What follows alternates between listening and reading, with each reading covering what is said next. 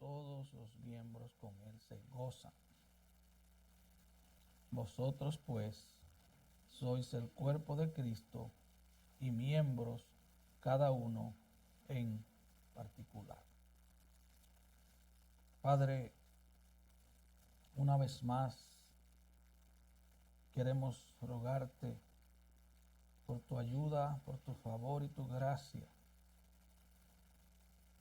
para poder enseñar tu palabra, predicar tu palabra en este día. Señor, nos paramos aquí en debilidad, reconociendo que nuestra palabra no tiene poder, pero la tuya sí. Reconociendo que tuyo es el poder, que tuya es la gloria y que tú has dado tu evangelio a simples vasos de barro para que la excelencia y la gloria sea tuya.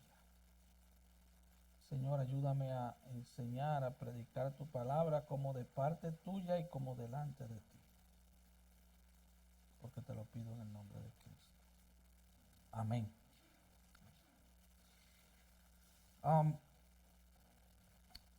Hay una historia que habla de una avioneta que llevaba 4 personas. En ella iba el piloto, 2 jóvenes y un anciano cristiano. Estaban volando bien alto cuando de pronto se oyó la voz del piloto a través de las altavoces. Tenemos serios problemas en los motores. Nos vamos a estrellar. Y solo hay 3 paracaídas. Tengo una mujer y una familia que me necesitan, así que me llevo uno de los paracaídas. Adiós. Y el piloto saltó, dejando a los 2 jóvenes y al anciano cristiano. Inmediatamente uno de los jóvenes dijo: debo decirle que soy el joven más brillante e inteligente del mundo. Tengo un coeficiente intelectual de 175 y el mundo me necesita. Ya soy un gran científico y es posible que descubra una cura para el cáncer y para el SIDA. Así que me llevo un paracaídas. Adiós. Y saltó. En ese momento el anciano cristiano empezó a hablar al joven que quedaba y le dijo: llévate tú el paracaídas que queda. Soy viejo. He disfrutado mi vida y sé que cuando muera estaré con el Señor Jesús, mi Salvador. Así que llévate el último paracaídas, no pasa nada. A lo que el joven respondió: no se preocupe, no hace falta que haga algo así. Aún quedan 2 paracaídas, porque el joven más inteligente del mundo acaba de saltar con mi mochila. Esta es una historia humorística que nos advierte de que no seamos unos sabelotodos que confían demasiado en sí mismos. Nos recuerda de la virtud de la humildad y de la tremendamente importante virtud de ser enseñable. Hoy vamos a hablar de un tema que tiene que ver conmigo y contigo, tiene que ver con nosotros, tiene que ver con el cristianismo, tiene que ver con cada pecador salvo por gracia, o sea, cada cristiano. Y es el tema de la membresía de la iglesia. Aunque la palabra membresía no aparece en el Nuevo Testamento, este concepto sí aparece diseminado en muchas de sus partes. Muchas cosas que la palabra en sí no aparece. La palabra Trinidad, por ejemplo, no aparece. Sin embargo, el concepto de la Trinidad está no solo en el Nuevo Testamento, sino en el Antiguo también. Está en toda la Biblia. El texto que tenemos ante nosotros nos habla bien claro de la realidad de que cada creyente salvo por gracia, por Cristo, debe pasar a formar parte de un cuerpo local de creyentes. Una vez Martín Lutero comentó que como resultado de la reforma, hasta un niño ahora puede explicar claramente qué es la iglesia. La iglesia es la asamblea de todos los creyentes en Cristo como su salvador del pecado. Esa es la iglesia. La reunión, la asamblea de todos los que han creído en Cristo como salvador del pecado, su salvador del pecado. Ese es el significado sencillo de la palabra iglesia. Aunque muchas veces usamos la palabra iglesia para referirnos al edificio donde nos reunimos, o al nombre de la congregación, o al nombre de una denominación. El uso bíblico de la palabra iglesia siempre apunta a asamblea de personas que tienen fe en Cristo o a la suma total de los creyentes. La fe siempre es dada a individuos. El Espíritu Santo usa el Evangelio para llevar uno por uno a la fe, sean hombres, sean mujeres, sean niños. Incluso en los tiempos en los días de Pentecostés, en el día de Pentecostés, en los días de conversiones masivas, cada persona llega a la fe como un individuo. Cada persona tiene que ser hecho creyente por sí mismo, de manera personal. Nadie puede creer por otro. Los padres no pueden creer por los hijos, ni los hijos por los padres. Es un asunto muy personal. Y eso yo creo que todos lo entendemos, es un asunto muy personal. Sin embargo, los cristianos individuales no permanecemos solos. Todo el que es unido por la fe a Cristo también es unido a todos los otros creyentes. Estamos unidos a Cristo y estamos unidos unos a otros como creyentes. Como vimos en sermones anteriores, primera de Juan 1:7, pero si andamos en luz, como Él está en luz, tenemos comunión unos con otros y la sangre de Cristo, su Hijo, nos limpia de todo pecado. Así que por medio de la fe en Cristo, los creyentes son adoptados como miembros de la familia de Dios, dice Efesios 2:19, miembros de la familia de Dios. O vamos a pertenecer a la familia de la fe, Gálatas 6:10. Pertenecemos entonces a la familia de Dios, pertenecemos a la familia de la fe. Como dijimos hace algunas semanas, una buena definición de iglesia local es esta: es un grupo de creyentes en Cristo apasionadamente comprometidos a amarse unos a otros.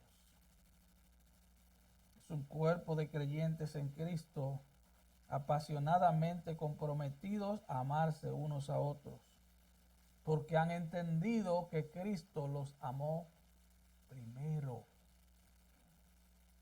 Es en ese entendido: Cristo me amó primero, por eso yo soy miembro de una iglesia y por eso yo estoy comprometido a amar a mi hermano, a mi hermana.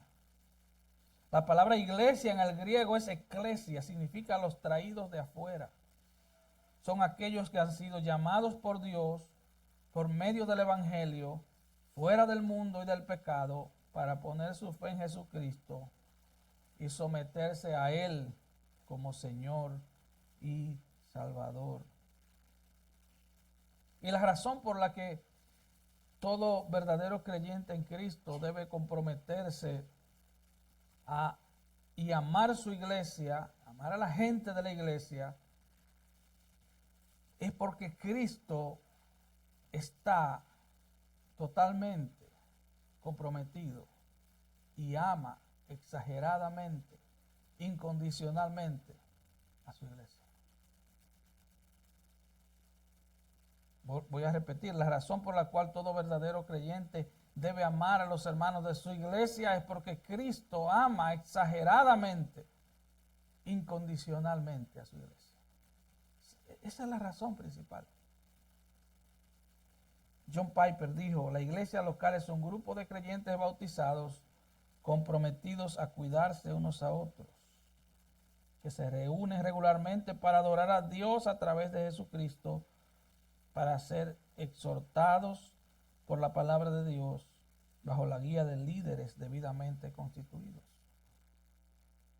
Así que mientras la otra definición decía que son grupos de personas comprometidos a amarse, John Piper dice que es un grupo de creyentes bautizados comprometidos a cuidarse.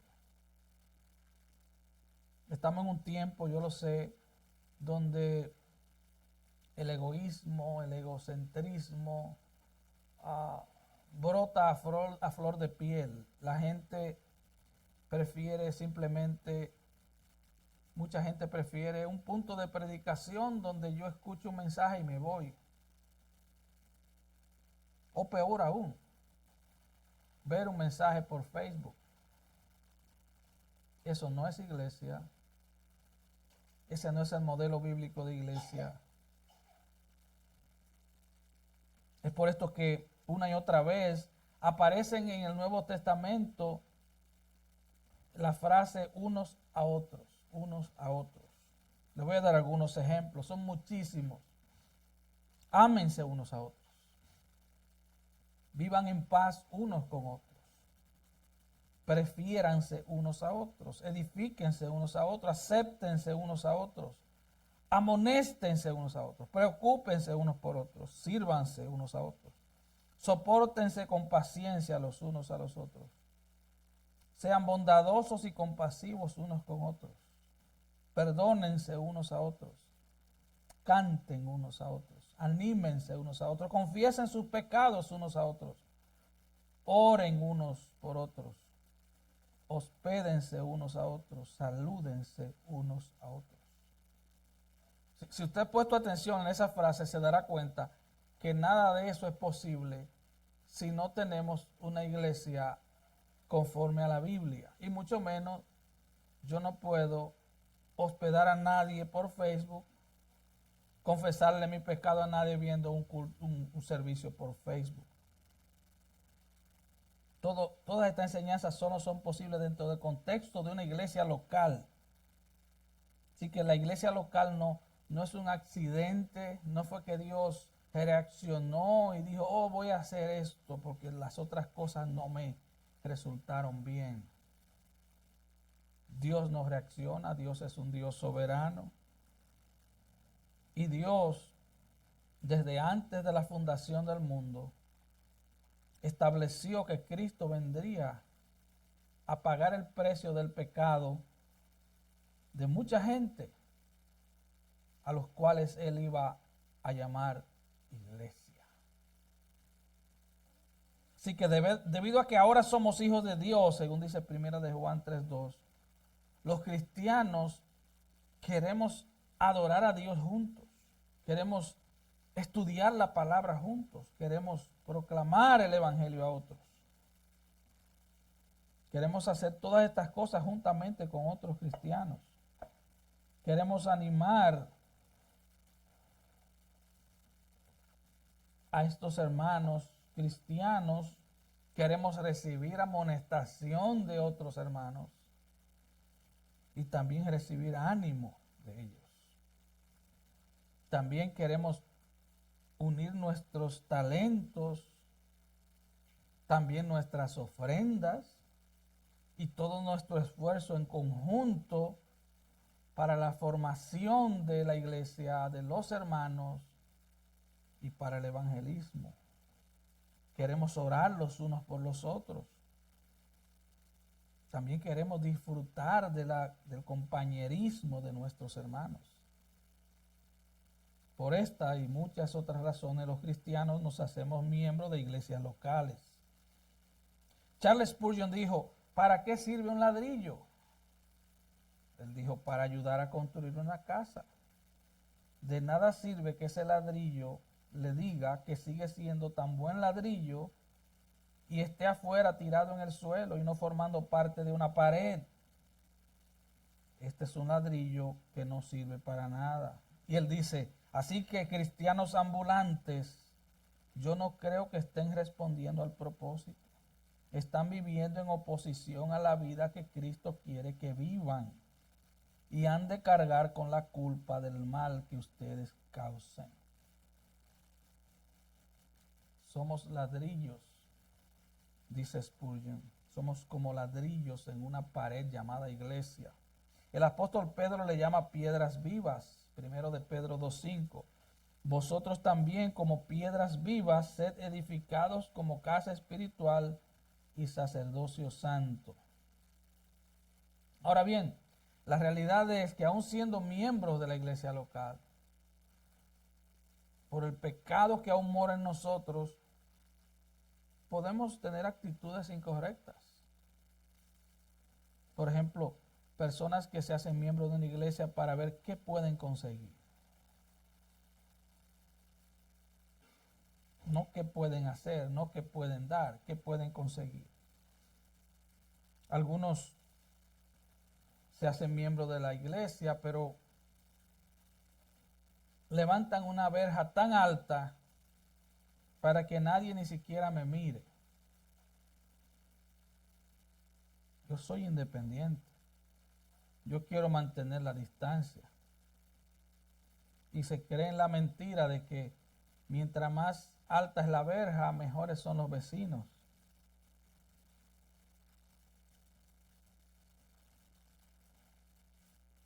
Es triste ver que aún en nuestra iglesia aquí,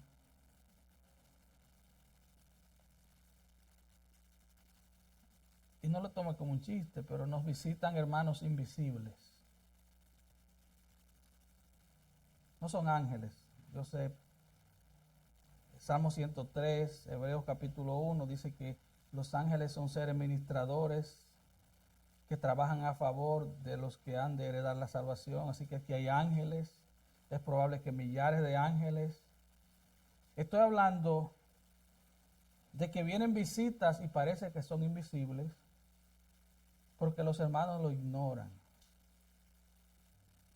No lo saludan. Solo saludan a los de siempre. Solo saludan al mismo grupito, a los que me caen bien. ¿Te imaginas que yo te invite a mi casa y tú llegues y yo baje la cabeza y mire para otro lado? Tú vas a querer volver a mi casa. No importa que la comida sea buena. No, mi esposa cocina, que ya yo no ni al restaurante voy. Pero no se trata de eso.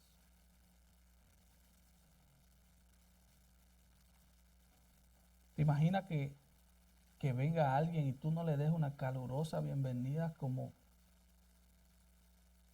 miembro de esta iglesia?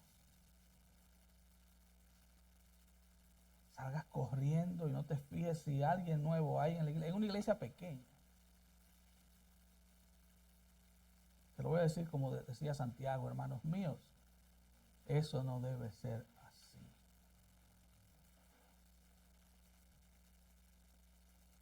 Eso ofende a Cristo.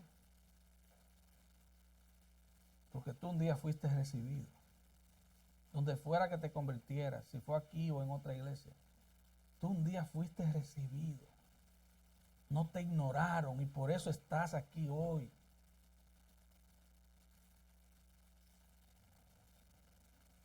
Otra mala actitud de un miembro de una iglesia es un espíritu crítico.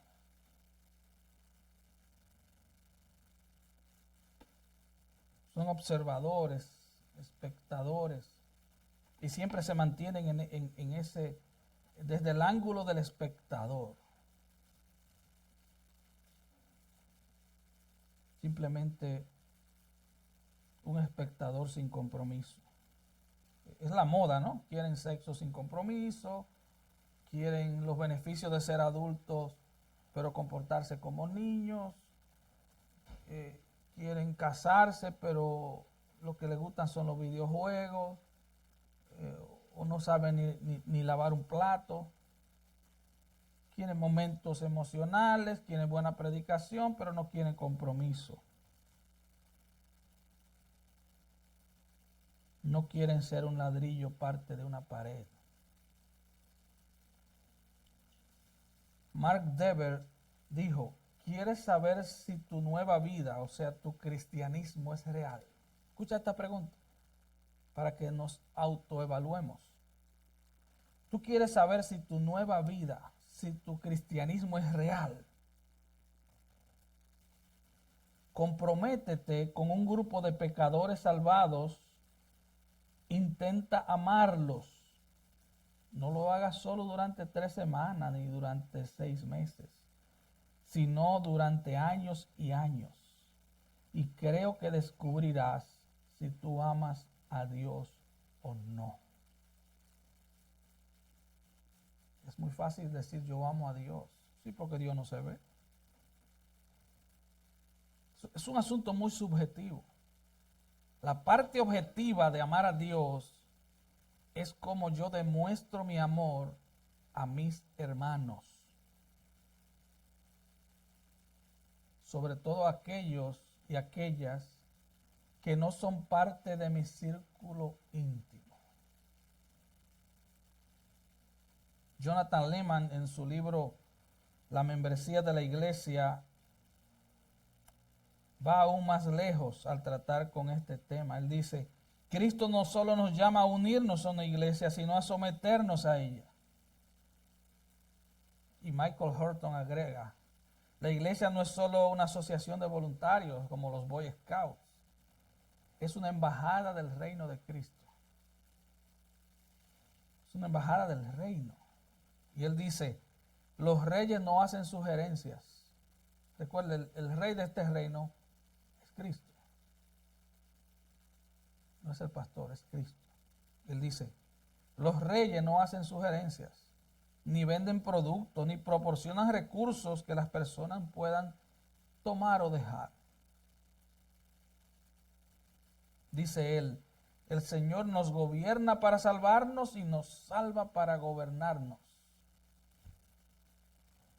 Oh, yo sé que eso es contracultural. Estamos en una época donde nadie quiere someterse a la autoridad.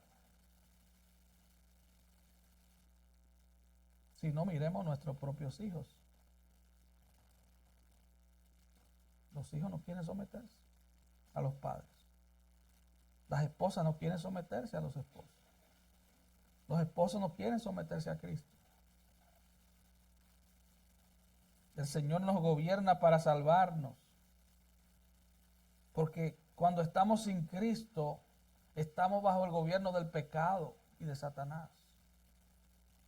Y el Señor nos rescata y nos gobierna para salvarnos. Y después que nos salva, nos continúa gobernando. Ser cristiano es vivir bajo el señorío de Cristo. Señorío de Cristo es gobierno, bajo el gobierno de Cristo. Que podamos decir como dijo Pablo, ya no vivo yo, ahora vive Cristo en mí. Así que la iglesia visible, la iglesia local, porque hay una iglesia que es invisible. La iglesia invisible es la totalidad de todos los que han venido a Cristo en arrepentimiento y fe. Pero la iglesia visible es la iglesia local. La iglesia visible, podríamos decir que es la vitrina, es el display donde el reino de Dios es exhibido. La iglesia local es el lugar donde encontrarás el reino de Cristo en la tierra. Y despreciar el reino es despreciar a su rey. Jonathan Leeman define la iglesia local como un grupo de cristianos que se reúnen regularmente en el nombre de Jesús para confirmar y supervisar oficialmente su membresía mutua en Jesucristo y en su reino a través de la predicación del Evangelio y la práctica de los sacramentos. Algunas cosas importantes. Es un grupo de cristianos que se reúnen de manera regular, que tienen una responsabilidad mutua.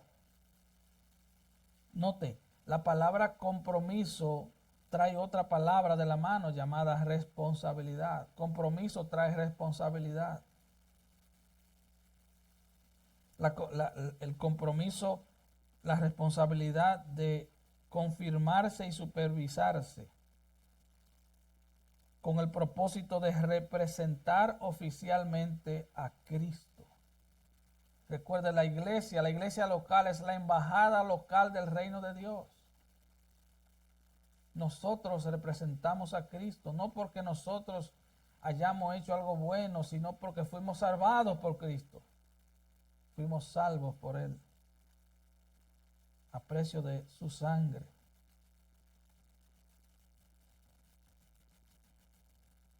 Y él define la membresía de la iglesia como una declaración de ciudadanía en el reino de Cristo.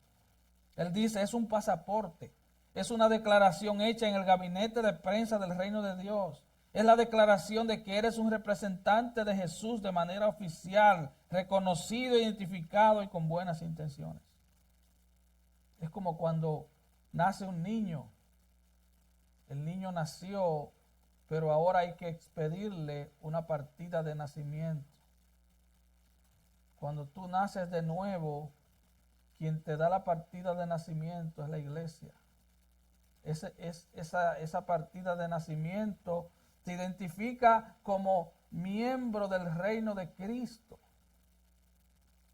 Y todo eso pasa en el contexto de la iglesia. Él dice, es un pasaporte, es una declaración de ciudadanía. Somos ciudadanos del reino de Dios, hermano. Y quien te expide, por así decirlo, el pasaporte, es la iglesia local. Miremos otra vez nuestro texto base, 1 Corintios 12. Dice, porque así como el cuerpo es uno, tiene muchos miembros, pero todos los miembros del cuerpo, siendo muchos, son un solo cuerpo, así también Cristo. De manera que si un miembro padece, todos los miembros se duelen con él. Compromiso. Compromiso. No se trata, la iglesia local no es un punto de predicación. O como un lugar donde yo voy, me alimento y me voy. No. La iglesia local es un lugar de compromiso. Así son los planos que vemos en el Nuevo Testamento. Si usted ve el libro de los Hechos, desde que nace la iglesia, estaban juntos, unánimes, compartían todo lo tenían en común. De manera que si un miembro padece, todos los miembros se duelen con él. Ese es el modelo bíblico, no hay otro modelo bíblico. Y si un miembro recibe honra, todos los miembros con él se gozan. Cuando un hermano es bendecido, todos los hermanos deberían sentirse gozosos. Es como cuando estamos en la línea de un restaurante de comida rápida. Tú estás en la línea, en la fila. Si ya atendieron al delante de ti, deberías alegrarte. ¿Verdad que sí? Porque pronto te va a tocar a ti. En el tiempo de Dios, pero tú estás en la línea, tú estás esperando. Así que cuando alguien recibe un milagro de parte de Dios o vemos la providencia de Dios diaria y vemos cómo Dios obró a favor de mi hermano o mi hermana, deberíamos gozarnos. Hermano, si tú no te gozas con la bendición de tu hermano, es porque tu corazón está tan dañado que todavía no está listo para recibir ninguna bendición de Dios. Debes gozarte de la bendición de tu hermano. Ese es un indicio, una evidencia clara de que en verdad has nacido de nuevo. Dios no tiene que quitarle nada a nadie para dárselo a otro. ¿Sabías eso, verdad? Él no tiene que quitarle nada a nadie. Él te va a dar conforme a sus riquezas en gloria, como decía la hermana. Es conforme a sus riquezas en gloria. Es conforme a sus riquezas. Si Elon Musk me llama y me dice, pídeme que te voy a dar algo, Él me puede dar $5 y eso es algo. Pero si Él me dice, pídeme que te voy a dar conforme a mis riquezas, Él me va a dar mucho. Así que debemos alegrarnos cuando un hermano es bendecido. Debemos alegrarnos. Y si eso no pasa en tu corazón, hermano amado, por el bien de tu alma, si eso no pasa en tu corazón, clama a Dios por ayuda. Porque hay envidia en tu corazón. Hay envidia en tu corazón. Y esa envidia es como una pared que va a detener toda bendición para tu vida. Joshua Harris, en su libro No coquetees con la iglesia, mencionó 7 características de un cristiano comprometido con su iglesia. Voy a tratarlo brevemente. Él dice, número 1, pertenecen a la membresía de su iglesia. Eso es algo obvio, ¿no? No son cristianos independientes, sino interdependientes.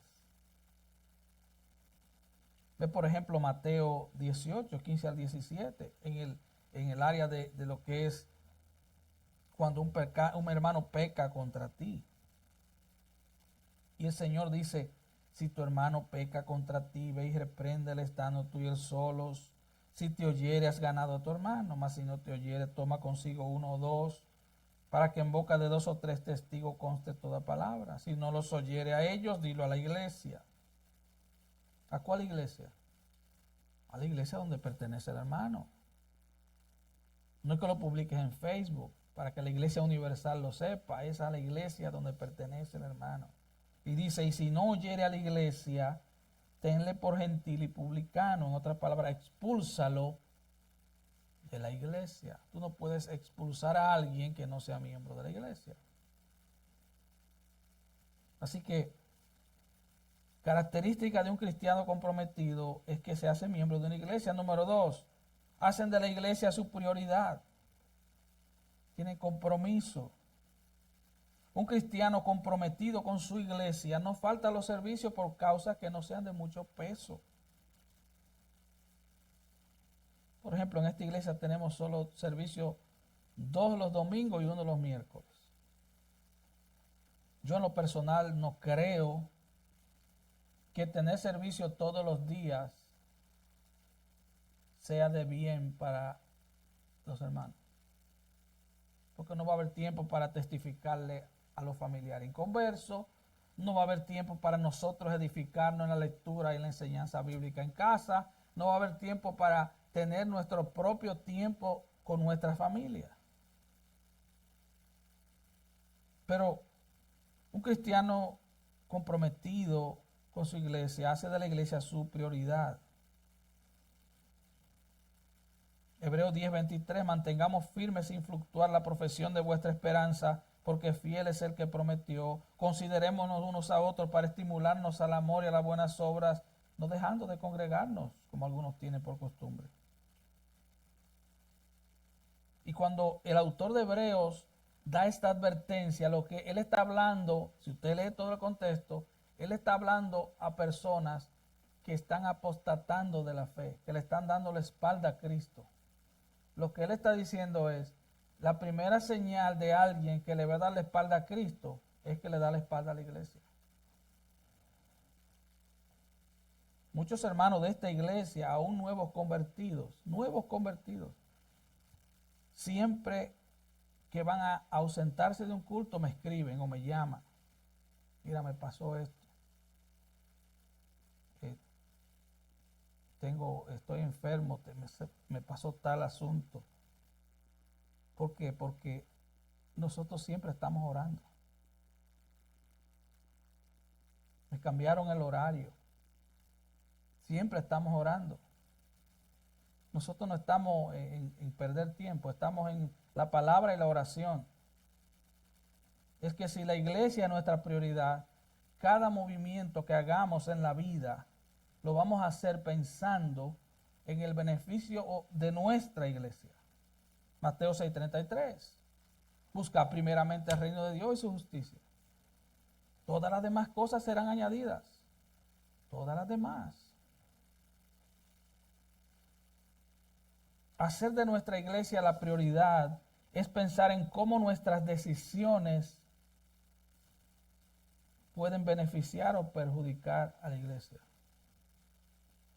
Nuestra vida familiar, el uso de nuestro tiempo, el uso del dinero. Si usted ha leído cómo Dios ordenó construir el tabernáculo de reunión en el Antiguo Testamento, se dará cuenta que el tabernáculo estaba en el centro y todas las tribus estaban alrededor. Eso era un tipo de lo que iba a pasar en el Nuevo Testamento. Allá era geográficamente. En el Nuevo Testamento, la iglesia debe estar en el centro de la vida de cada verdadero creyente. La iglesia no debe ser un punto más en tu apretada agenda si tú eres cristiano. Número 3. Un cristiano comprometido con su iglesia trata de que sus pastores hagan su trabajo con gozo. Esto lo escribió Joshua Harris. Él dice, él menciona Hebreos 13:17, obedeced a vuestros pastores y sujetaos a ellos, porque ellos velan por vuestras almas como quienes han de dar cuenta, para que lo hagan con alegría y no quejándose, porque esto no es provechoso. Lo que el autor de Hebreos dice es que tu vida espiritual sea tal que la labor del pastor sea una labor de gozo. ¿Cómo pueden los miembros de la iglesia ayudar a que los pastores disfruten su labor pastoral? ¿Cómo? Número 1, poniendo toda la atención a la palabra de Dios predicada. Aceptarla, amarla, obedecerla. La palabra de Dios. No estoy hablando de la palabra del pastor. La palabra que es conforme a la palabra escrita. El apóstol Juan en su tercera carta, él dice, pues mucho me regocijé cuando vinieron los hermanos y dieron testimonio de tu verdad, de cómo andas en la verdad. No tengo yo mayor gozo que este, decía el apóstol Juan, el oír que mis hijos andan en la verdad. Así que cómo tú le haces, cómo tú haces que los pastores se gocen del ministerio. Creciendo en el Señor, creciendo en santidad, creciendo en amor.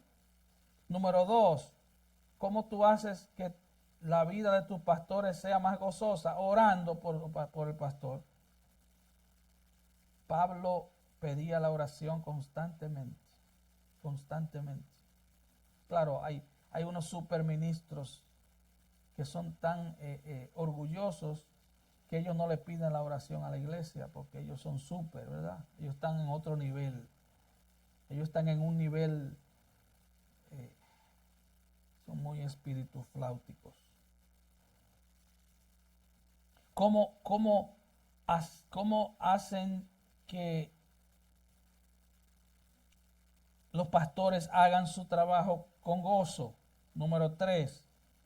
Negándose a escuchar chismes en contra de sus pastores y mucho menos traspasarlos a otros. El apóstol Pablo sabía cuán riesgoso significaba estar en el ministerio, estar en el liderazgo. Y por eso escribió 1 de Timoteo 5:19, que dice, contra un anciano no admitas acusación sino con 2 o 3 testigos. Chismear en contra de un pastor es ponerse del lado del diablo y hacer daño al ministerio de ese pastor. Podemos y debemos denunciar las falsas doctrinas, sí. Pero el chisme, dice Thomas Watson, el chisme es la música del diablo.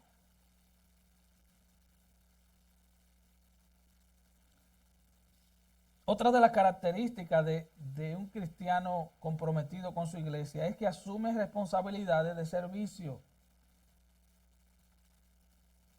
Dios nos ha dado dones para beneficio de otros. Si no sabes cuál es tu don, involúcrate en el servicio. y vas a descubrirlo. Mantén los ojos abiertos a las necesidades de la gente y la necesidad de la iglesia. Comienza orando por alguien. Desenfócate un poco de ti y comienza a mirar las necesidades de otros. Por ejemplo, el miércoles, David, mi hijo, venía a chequear la nieve del estacionamiento, pero ya había 4 jóvenes limpiando el estacionamiento, limpiando la nieve del estacionamiento. Ellos no tuvieron que buscar a nadie y pedir permiso, ellos no tuvieron que llamar a nadie para que le dieran autorización. Ellos comenzaron sirviendo. Lo mismo pasa en el verano con la grama que hay que cortar. A veces cortan la grama y yo ni me entero quién la cortó, ni los hermanos saben quién la cortó. Aparece alguien de la iglesia que vino y la cortó.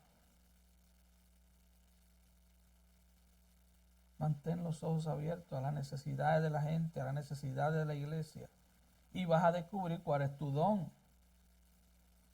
Número 5, un cristiano comprometido con su iglesia da con generosidad.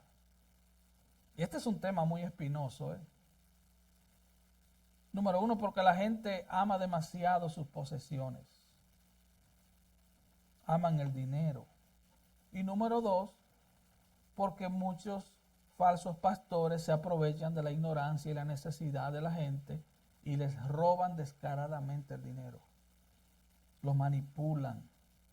Los llevan al punto de sentirse culpables si no pueden dar.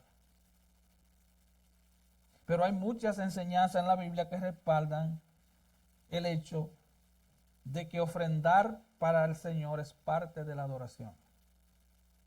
Eso está ahí. No para enriquecer a un pastor, sino para la obra del Señor, para que la obra siga avanzando.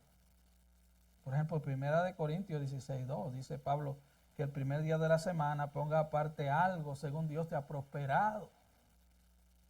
Eso está ahí en la Biblia.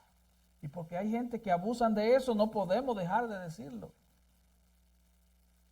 Mira cuál era el corazón de Pablo en 2 Corintios 12:15. Dice, yo con el mayor placer gastaré lo mío y aún yo mismo me gastaré del todo por amor de vuestras almas. Hermano, recuerda que donde está tu tesoro, ahí estará tu corazón. Donde está tu tesoro, está tu corazón. Un cristiano comprometido con su iglesia desarrolla y mantiene relaciones fuertes con las personas de la iglesia. ¿Está bien tener amigos en la iglesia? Claro que sí. ¿Debemos tener amigos en la iglesia? Claro que sí. De hecho, tener un amigo cristiano que nos aconseje, que nos amoneste, que nos mentoree, que sea más espiritual que nosotros, es una gran bendición. Pero debemos amar a todos los hermanos sin distinción. Un cristiano comprometido con su iglesia expresa su pasión. Hermanos, la gente apasionada habla de aquello por lo cual está apasionado.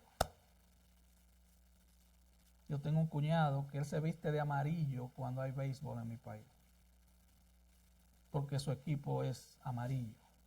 Le parece un pollito, parece una persona anormal. Yo no lo digo porque sea de ese equipo, a mí no me gusta ninguno de su equipo. No soy seguidor de ninguno, pero y quiero mucho a mi cuñado, pero parece un loco porque está apasionado por su equipo. Está apasionado por su equipo. Entonces el papá es de otro equipo. Siempre anda con una gorra azul. Y se arman una discusión, una pelea, porque, ¿verdad? Cada quien es por su equipo.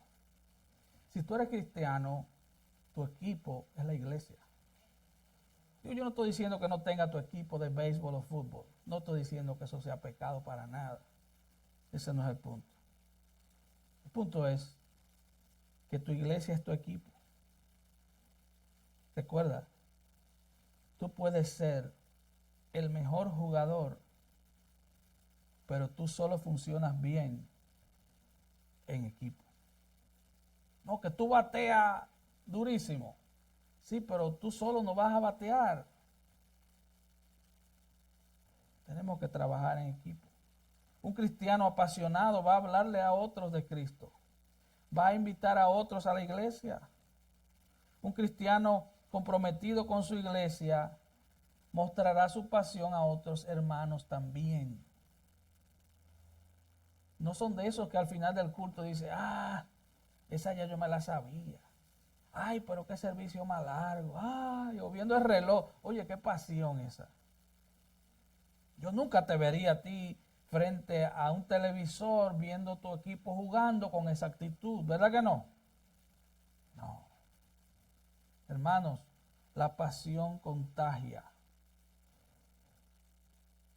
Si tú eres cristiano, tú has nacido de nuevo por el Evangelio. Tú estás siendo edificado por el Evangelio. Tú estás creciendo en santidad por el Evangelio. El Evangelio te da esperanza, te da luz. El Evangelio te da gozo en medio de la tristeza. Entonces, tú vas a compartir eso.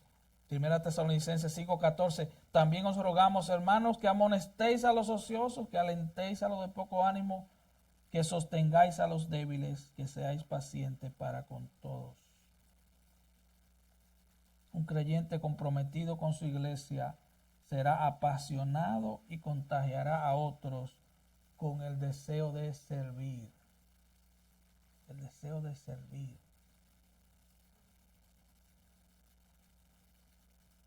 H.P. Lidon escribió, y estoy terminando, el cristianismo, tal y como Pablo lo entiende, es una gran empresa. Una empresa basada en la eternidad futura. Manda a los hombres que dispongan su tiempo y entreguen sus vidas y ordenen todo su quehacer cotidiano sobre el supuesto de que esta vida no es sino un preámbulo muy corto de otra vida sin fin que les seguirá. Hermanos, los años que estemos en esta tierra son la antesala de la verdadera vida. Así que no hay opción sino disponer nuestro tiempo, nuestras vidas y nuestro todo. O lo hacemos con pasión o no lo hacemos. No hay opción ahí, hermano. Cristo fue a la cruz por ti. Él no tenía que morir, pero Él murió.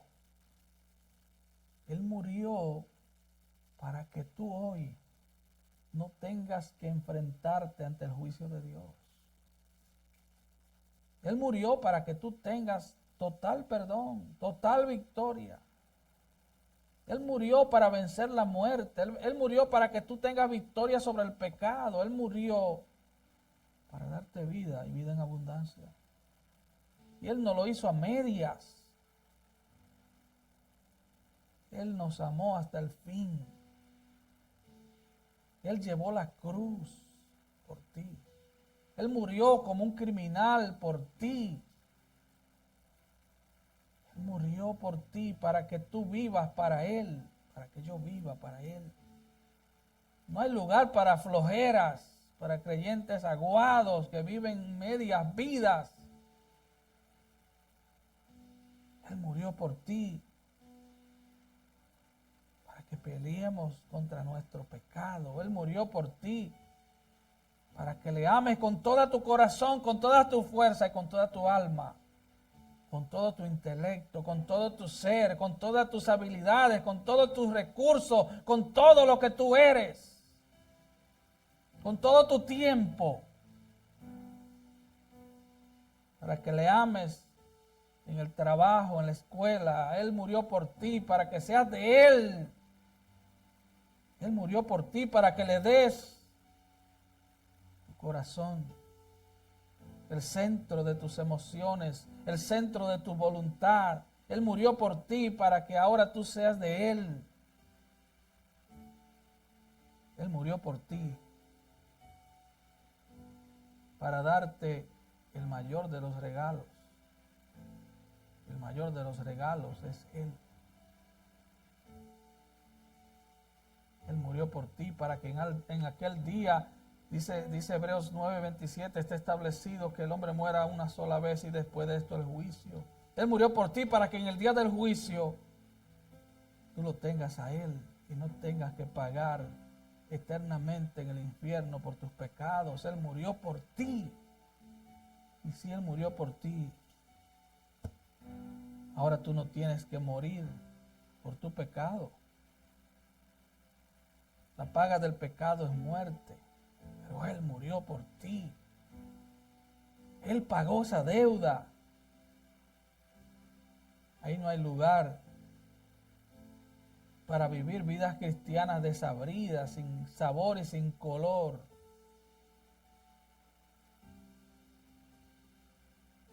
No, es que no quiero ser fanático. Sí, pero eres fanático del Barcelona o del Real Madrid o del Liceo de las Águilas. Estás apasionado por un equipo y nada malo con eso, pero ¿qué tal Cristo que murió por ti para darte vida eterna y no vayas a la condenación por siempre y para siempre? Oh, hermanos, que tu pasión se vea.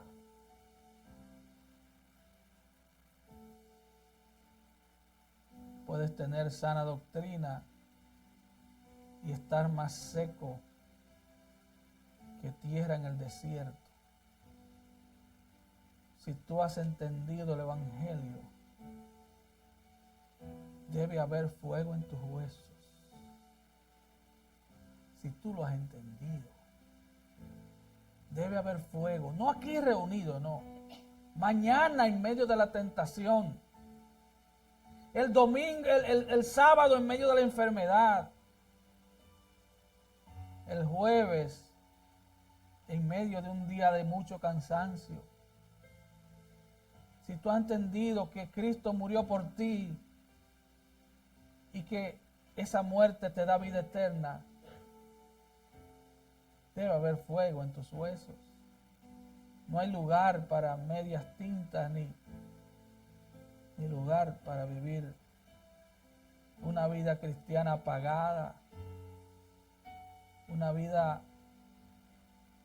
que nadie crea que eres cristiano. Oh, que el Señor nos ayude. Y si hay alguien aquí sin Cristo esta mañana, solo a través del arrepentimiento y la fe puedes venir a Él. Ven a Cristo.